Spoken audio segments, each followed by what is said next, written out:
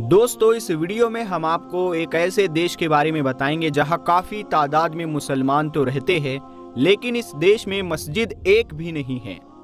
और इस देश के अलावा कुछ ऐसे देशों के बारे में आज बात करेंगे कि जहां पर मुसलमानों का रहना सख्ती के साथ मना है।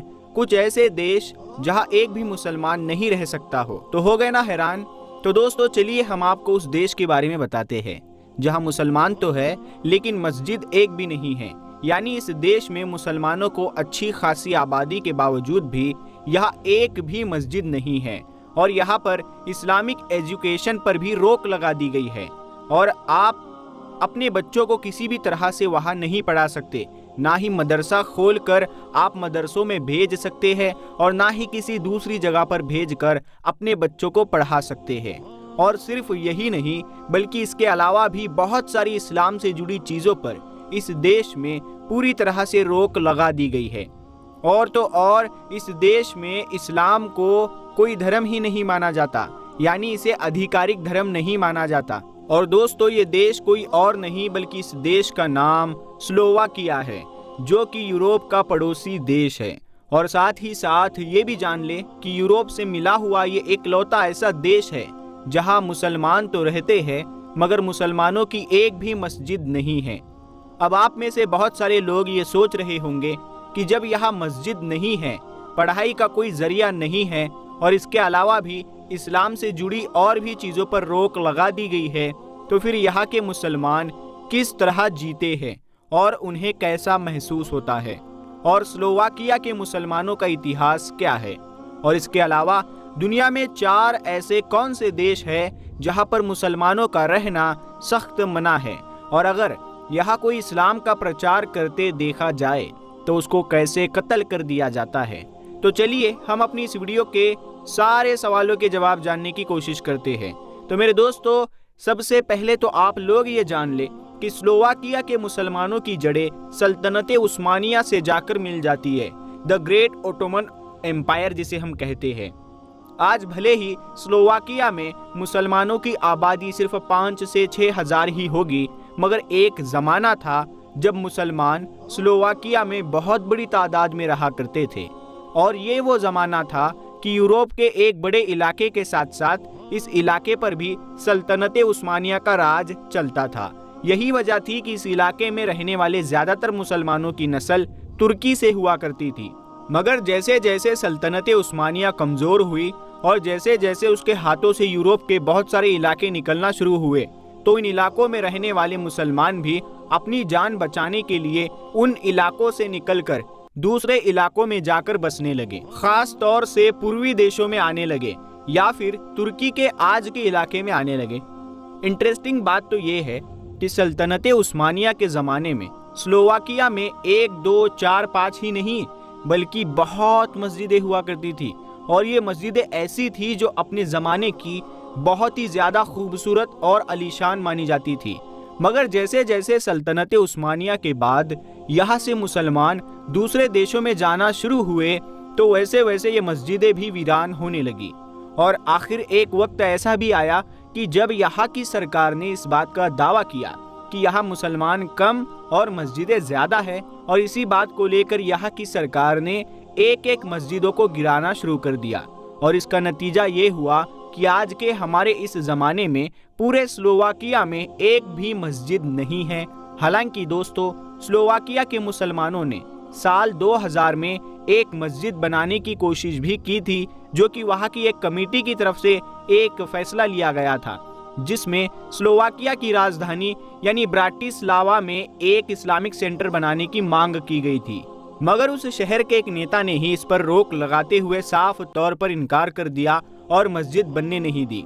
और बात सिर्फ यही ख़त्म नहीं होती, बल्कि अगर आप लोग पिछले 7-8 साल के इतिहास को भी देखेंगे तो आपको पता चलेगा कि स्लोवाकिया की राजधानी में यूरोप के दूसरे देशों की तरह इस्लाम का काफ़ी बोलबाला रहा है।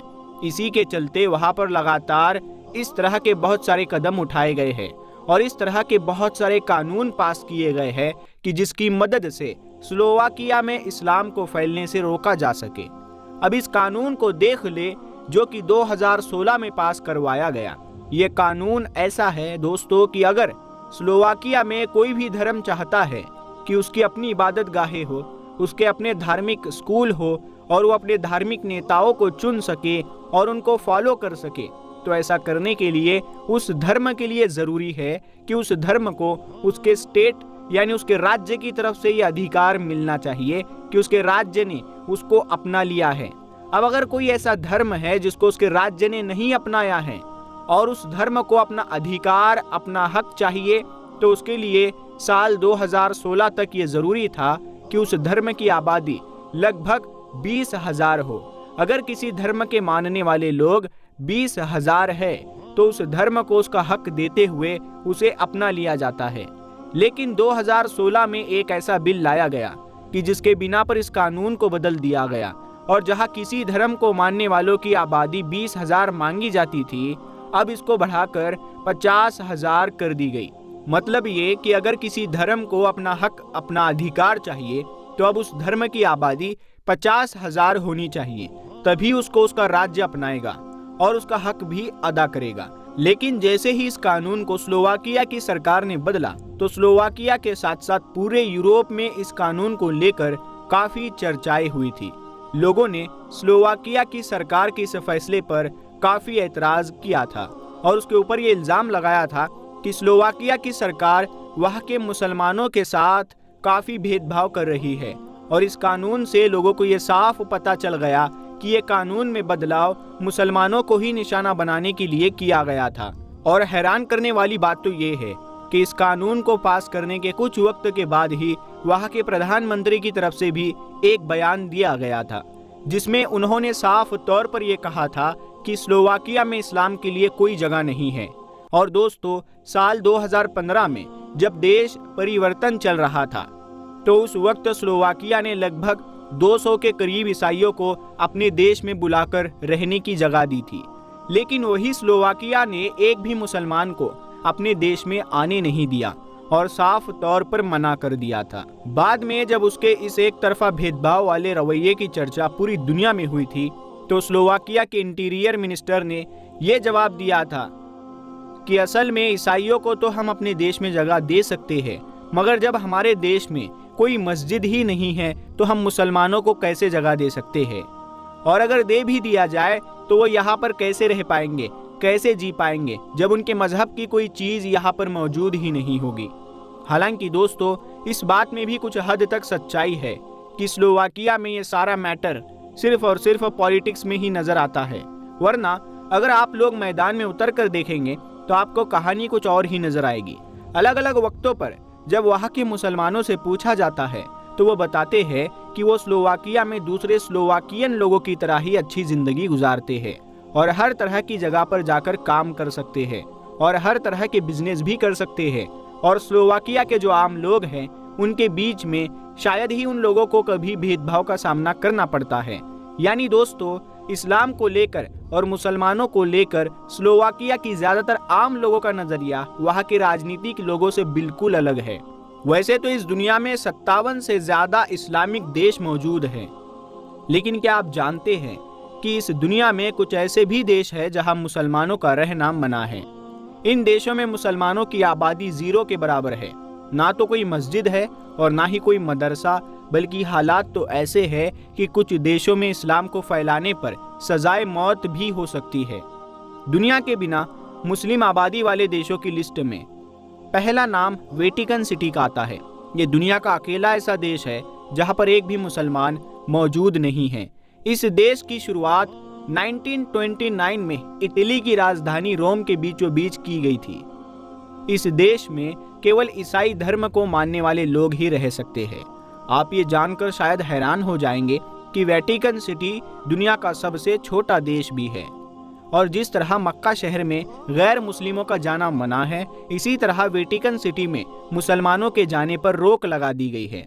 दुनिया की इस सबसे छोटे देश की टोटल आबादी सिर्फ 800 के करीब है। दुनिया के बिना मुस्लिम आबादी वाले देशों की लिस्ट में दूसरा नाम टोकेलाउ आता है।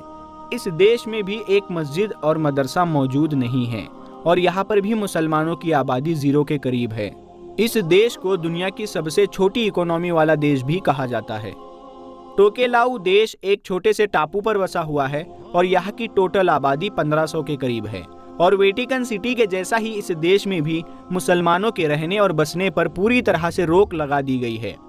टोकेलाऊ एक ऐसा ईसाई देश है जहां पर इस्लाम को फैलाने पर आपको सजाए मौत दी जा सकती है।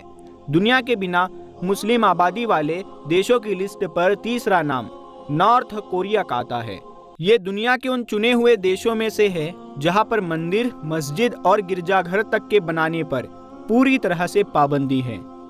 बीबीसी की रिपोर्ट के मुताबिक उत्तर कोरिया में मुसलमानों की आबादी लगभग 3000 के करीब थी, जो अब घटते घटते 0 होने जा रही है। इस देश के मुसलमान या तो उत्तर कोरिया छोड़कर बाहर चले गए या फिर उन्हें कत्ल कर दिया गया। उत्तर कोरिया में एक भी मस्जिद मौजूद नहीं है। 2013 में ईरान एम्बेसी में एक मस्जिद बनाई गई, लेकिन इसमें नॉर्थ कोरिया के किसी भी इंसान के आने पर रोक लगा दी गई है। इस देश के सुप्रीम नेता किंग जोंग किसी धर्म को नहीं मानते। यही वजह है कि अगर आप इस्लाम को फैलाते हुए वहां पाए जाते हैं तो आपको सजाए मौत दी जा सकती है। दुनिया के बिना मुस्लिम आबादी वाले देश में चौथा नाम सोलोमन आइलैंड का आता है। इस देश में 900 से भी ज्यादा टापू मौजूद है।